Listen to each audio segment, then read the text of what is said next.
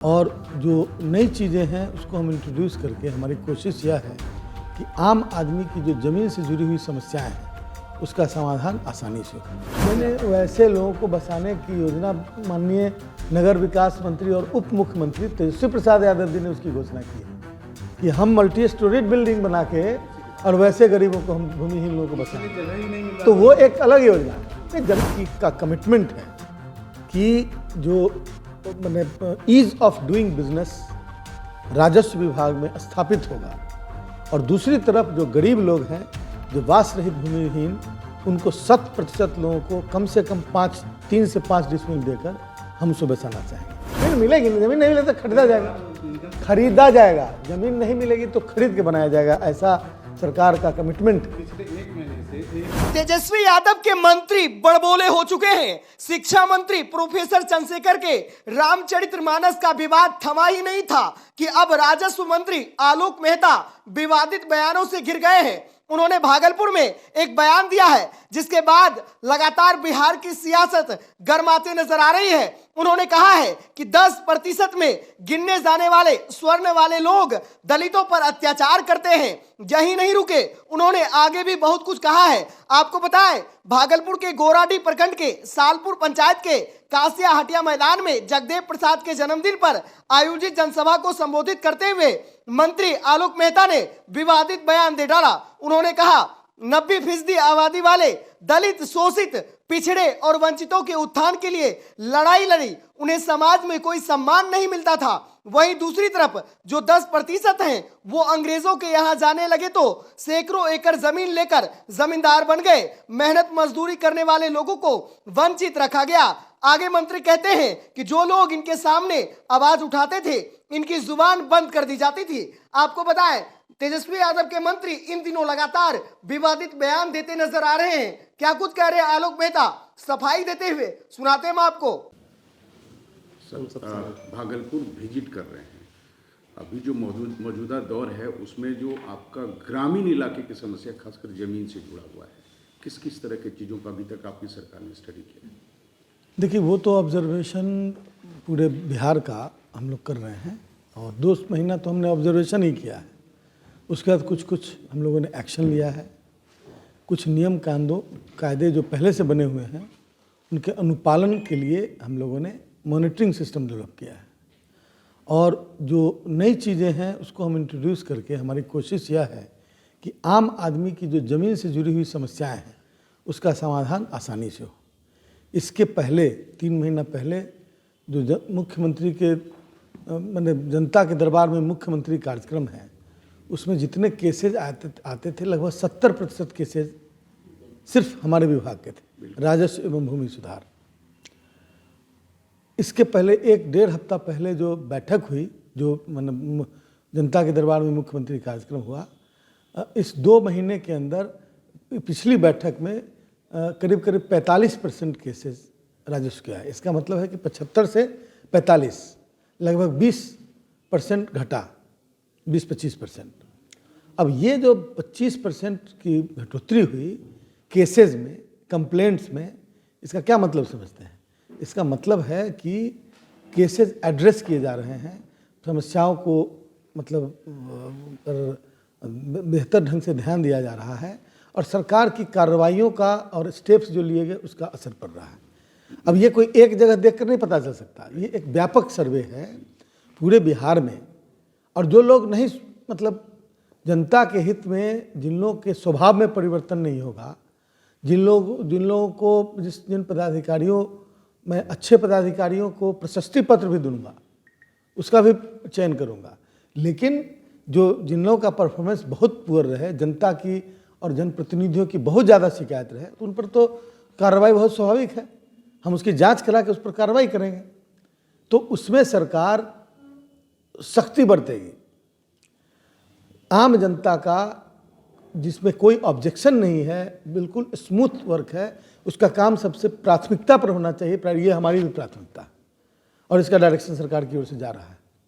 इस मायने में कोई भी एक्सक्यूज को एंटरटेन नहीं किया जाएगा, सीधी बात है।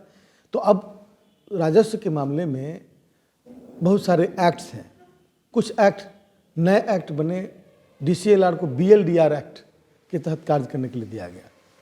तो कुछ ऐसे एक्ट दूसरे मतलब डिपार्टमेंट के भी हैं या इन चीज़ों से जुड़े हुए, जैसे registration act, all India registration act है, अभी भारत सरकार का एक्ट है, उससे कहीं ना कहीं अलाइनमेंट नहीं है। जैसे कोई गलत ज़मीन है, कोई जाके बेच दे, तो रजिस्ट्री करना उनका काम है, उनका काम उनको रेफ़र करना नहीं है कि रजिस्ट्री, मतलब ठीक है कुछ हद तक जांच करने की ज़रूरत है। और हम लोग एक प्रयास में हैं कि रजिस्ट्री करने से पहले रजिस्ट्री ऑफिस ये जान ले कि ये ज़मीन चार्ज करने के लिए दिया गया। तो कुछ ऐसे एक्ट दूसरे मतलब डिपार्टमेंट के भी हैं या इन चीज़ों से जुड़े हुए, जैसे registration act, all India registration act है, अभी भारत सरकार का एक्ट है, उससे कहीं ना कहीं अलाइनमेंट नहीं है।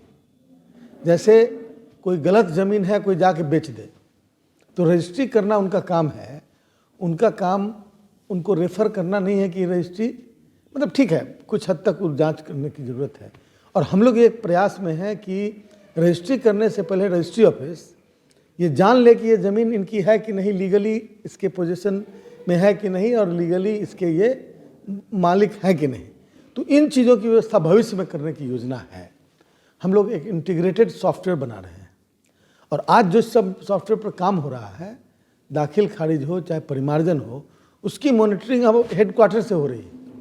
आपने कितने केस डिस्पोजल किए, उसकी मॉनिटरिंग हम कर रहे हैं। तो यही सब ना कंट्रोल सिस्टम है। तो स्थिति को बेहतर बनाने के लिए, और हम अपील करने जा रहे हैं अपने पदाधिकारियों से कि अपना व्यवहार आम जनता के साथ अच्छा रखें, जनप्रतिनिधियों की बातों को जो जन हित में हो उसको प्राथमिकता दें और उसको सुने। माने ये मतलब प्रोटोकॉल मेंटेन होना चाहिए। तो यही सब सुधार की दिशा में का कमिटमेंट है कि जो माने ईज ऑफ डूइंग बिजनेस राजस्व विभाग में स्थापित होगा, और दूसरी तरफ जो गरीब लोग हैं, जो वास रहित भूमिहीन, उनको 100% लोगों को कम से कम 3 से 5 डिसमिल देकर हम उसको बचाना चाहेंगे। तो यह सरकार की प्राथमिकता है, और इसी माध्यम से गरीबों को न्याय मिल सकेगा। अब बहुत सारे केसेज हैं जहाँ पर पहले पर्चा मिल गया और उसको खाली कराया जाए, तो ये कोर्ट का मामला है। सिविल मैटर्स में विभाग बहुत कुछ नहीं कर सकता। सिविल मैटर्स में जब अंतिम कोर्ट का जो निर्णय होगा वही मान्य होगा और उसके हिसाब से काम होगा। लेकिन जहाँ तक सरकार का कमिटमेंट है, सरकार उस रास्ते पर है। मैं अभी कई ज़िलों में मैंने 100-200 मतलब गरीब लोगों को पर्चा बांटा है। अभी जल्द ही बांका में, सासाराम में भी हम लोग बांटेंगे। तो हमको लगता है कि इस साल के अंत तक हम ऐसे भूमिहीनों को, यदि सरकार के पास ज़मीन नहीं भी है तो सरकार ज़मीन खरीद कर और उसमें बिजली, पानी, सड़क की व्यवस्था करके हम उसको कॉलोनी बना के देंगे। ठीक है। ऑटोनोमस बॉडी है, तो उनकी ऑटोनोमस बॉडी में मतलब उनके एग्रीमेंट में क्या लिखा हुआ है, ज़मीन दाताओं ने उसके एग्रीमेंट में क्या लिखा, या फिर न्यास बोर्ड की ही ज़मीन है तो उसके लिए उसके बायलॉज में क्या लिखा हुआ है, इन तमाम चीज़ों पर वो सारी चीज़ें निर्भर करती हैं। अब उसमें यदि न्यास बोर्ड या वो उस मतलब आश्रम का या उसके उस ठाकुरबाड़ी का या उस तरह की जो चीज़ें हैं, उसके महंत जब सामने आवेंगे और उनको लगेगा कि इंक्रोचमेंट हो रहा है, तो फिर सरकार से मदद मांगे, तो डिपार्टमेंट उसके लिए आगे BLDR एक्ट के तहत वो इंक्रोचमेंट खाली करा सकती है। पूरी जिम्मेवारी राजस्व विभाग की है कि उसको खाली करवावे, और खाली करवावे नियम। और हम गरीबों को, जो वास रहित भूमिहीन है, जिनके पास रहने के लिए एक धूर भी ज़मीन नहीं है, वैसे गरीबों को इस साल के अंत तक 100% हम 5 डिसमिल ज़मीन देकर उन्हें बसाना चाहिए। एक योजना है PM आवास योजना, जो अपार्टमेंट बहुमंजिला इमारत बना करके उसको बसाना है। इसके लिए भी यह भागलपुर में ज़मीन नहीं मिल रहा है, उसके लिए भी फंड जो है लौटने की स्थिति में है। जमीन है, लेकिन जमीन अंचल के माध्यम से जो नहीं, उसके कानून बने हुए हैं, उसके लिए कानून बने हुए हैं, और उसी कानून के हिसाब से वो काम होगा। वैसे लोगों को भी बसाना है जो भूमिहीन है। नहीं, वैसे लोगों को बसाने की योजना माननीय नगर विकास मंत्री और उप मुख्यमंत्री तेजस्वी प्रसाद यादव जी ने उसकी घोषणा की है कि हम मल्टी स्टोरेज बिल्डिंग बना के और वैसे गरीबों को हम भूमिहीन लोगों को बसाएंगे। तो वो एक अलग योजना है। नहीं, जमीन मिलेगी नहीं, जमीन नहीं मिले तो खरीदा जाएगा, ज़मीन नहीं मिलेगी तो खरीद के बनाया जाएगा। ऐसा सरकार का कमिटमेंट है। पिछले 1 साल से नगर निगम लगातार नाथनगर और जगदीशपुर अंचल को कई बार पत्र लिख चुका है, मेरे पास प्रमाण है उसका, लेकिन आज तक जमीन खोज करके नहीं दिया, जिसके कारण से बहुमंजिला अपार्टमेंट। चलिए, उस तरह के केस मेरे पास आएंगे तो मैं उसे दिखवाऊंगा प्राथमिक